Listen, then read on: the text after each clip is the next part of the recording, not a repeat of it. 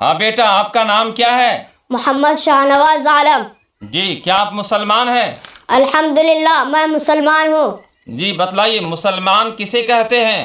جو شخص شہادتیں کا زبان سے اقرار کرے، دل سے اس کی تصدیق کرنے کے ساتھ ضروریات دین پر بھی ایمان رکھتا ہو، وہ مسلمان کہلاتا ہے۔ اچھا یہ بتلائیے کہ مسلمان بننے کے لیے کتنی چیزوں پر ایمان لانا ضروری ہے؟ 7 چیزوں پر۔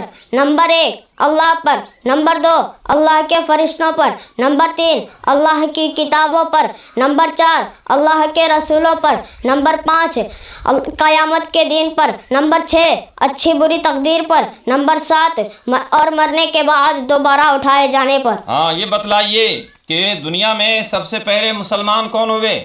آدمیوں میں، مردوں میں سب سے پہلے حضرت ابو بکر صدیق، عورتوں میں حضرت خدیجہ